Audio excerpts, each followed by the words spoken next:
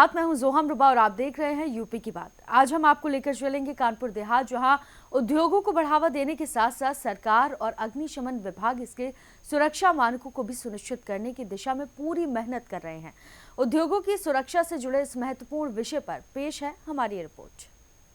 कानपुर देहात में उद्योगों को बढ़ावा देने के साथ साथ सरकार इनके मानकों को सुनिश्चित कराने में भी पूरी तत्परता दिखा रही है।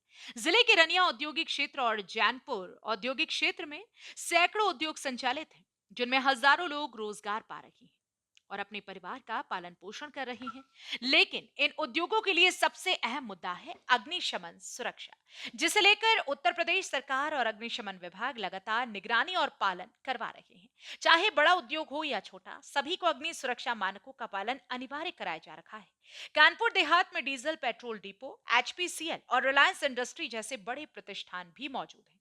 वहीं खाने वाला तेल बनाने वाली कंपनी कानपुर एडवेल प्राइवेट लिमिटेड भी यहां कार्यरत है, जिनके अग्नि सुरक्षा मानक अग्निशमन विभाग द्वारा उत्कृष्ट बताए गए हैं। विभाग समय समय पर उद्योगों को जागरूक भी करता है और मॉक ड्रिल जैसे कार्यक्रम आयोजित कराता है, जिससे उद्योगों के कर्मी किसी आपात स्थिति के लिए सक्रिय और तैयार रह सके। इसी कड़ी में हाल ही में कानपुर देहात की एक बड़ी इंडस्ट्री में मॉक ड्रिल आयोजित किया गया, जिसमें अग्निशमन उपकरणों की कार्यशीलता और कर्मियों की तत्परता को परखा गया। इस प्रकार जिला प्रशासन और अग्निशमन विभाग उद्योगों की सुरक्षा को सर्वोच्च प्राथमिकता दे रही है, ताकि भविष्य में किसी भी दुर्घटना को पूरी तरह से रोका जा सके। आज यहाँ पर कानपुर एडवेल्स प्राइवेट लिमिटेड रनिया कानपुर देहात में मयूर की फैक्ट्री है। यहाँ पर आयली फायर पर एक मॉक ड्रिल की गई है, जिसमें दिखाया गया है कि एक ऑयल का टैंकर है। उस टैंकर में शॉर्ट सर्किट के कारण आग लग गई। जब आग लगी तो जो भी वहाँ पास में सिक्योरिटी गार्ड था, उसने एबीसी टाइप फायर एक्सटिंग्विशर चलाया, उसको कवर करने का प्रयास किया। और जब वो आग कवर नहीं हुई तो तुरंत जो है फोम वर्किंग ब्रांच और फोम मेकिंग मॉनिटर इनको चला करके आग को कवर कंट्रोल किया गया। साथ ही साथ उस आग से हमारे पास के जो प्लांट हैं वो प्लांट सुरक्षित रहें, इसके लिए दोनों तरफ से हमने वाटर वॉल बनवा करके और उस आग को कवर किया। इसके साथ ही साथ उस घटना के दौरान एक आदमी था जो कि स्मोक के कारण गिर गया था, जिसको देखा गया कि उसका सांस नहीं ले पा रहा है, ना ही वो उसकी ब्रीदिंग चल रही है। तो मैंने तुरंत उसको सीपीआर दिया और सीपीआर दे करके एम्बुलेंस के माध्यम से सघन चिकित्सा के लिए हॉस्पिटल भेजा गया है। अभी पता चला है कि वह व्यक्ति पूर्णतः सुरक्षित है। यह एक मॉक ड्रिल थी, जिसमें प्रयास किया गया है कि जो संसाधन हमारे पास हैं, उन संसाधनों का बेहतर उपयोग कैसे किया जाए, जिससे जन और धन की सुरक्षा किया जा सके। देखिए, रिलायंस का यहाँ पर टर्मिनल है, एचपीसीएल का भी यहाँ पर काफ़ी बड़ा टर्मिनल है, और कानपुर एडिबल ऑयल करके जो मयूर कंपनी है, इनका जो है वेजिटेबल ऑयल का काफ़ी बड़ा स्टोरेज है। तो इन तीनों की ऑक्यूपेंसी अलग अलग है।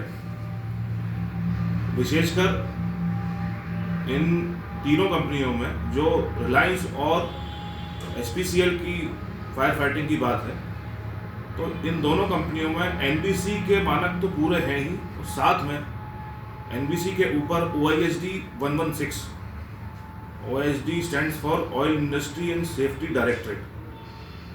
तो ये दोनों कंपनियां OISD 116 का पूर्ण तरह अक्षरशः पालन करते हैं, और इनके यहाँ more than sufficient fire fighting system उपलब्ध है। अच्छा सर, विभाग के द्वारा बीच बीच में क्या कोई अवेयरनेस आपके विभाग के द्वारा कंपनियों में कराई जाती है? जी, अब जैसा कि मैंने बताया कि काफ़ी कंपनियां एनबीसी का पालन करती हैं, तो उसी में क्लॉज है कि आपको मॉक ड्रिल हर समय के इंटरवल में करनी है। तो विभाग के द्वारा भी जब ये लोग मॉक ड्रिल कराते हैं तो हम लोग इसमें पार्टिसिपेट करते हैं, और हमारे द्वारा भी मॉक ड्रिल का इनिशिएटिव लिया जाता है। तो हम लोग काफ़ी मात्रा में और काफ़ी संख्या में मॉक ड्रिल का आयोजन करवाते हैं। सर, मॉक ड्रिल का क्या उद्देश्य रहता है? इससे क्या संदेश दिया जा सकता है? देखिए, मॉक ड्रिल एक तरह की एक्सरसाइज है।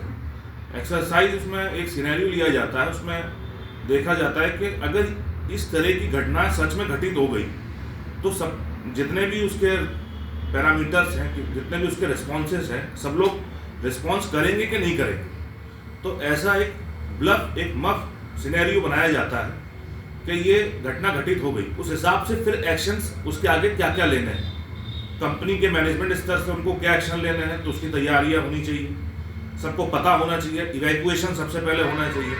इवैक्यूएशन जो वहाँ पर वर्कर है उनको पता होना चाहिए कि हमको असेंबली पॉइंट में जाके असेंबल होना है। फायर फाइटिंग टीम को पता होना चाहिए कि अगर ये सिनेरियो है तो कहाँ पर हमको पानी डालना है, कहाँ हमको फोम अप्लाई करना है, कौन सा इक्विपमेंट हमको कूल करना है ताकि आग ना बढ़े, आग बढ़ने का जो डोमिनोस इफेक्ट होता है वो ना हो।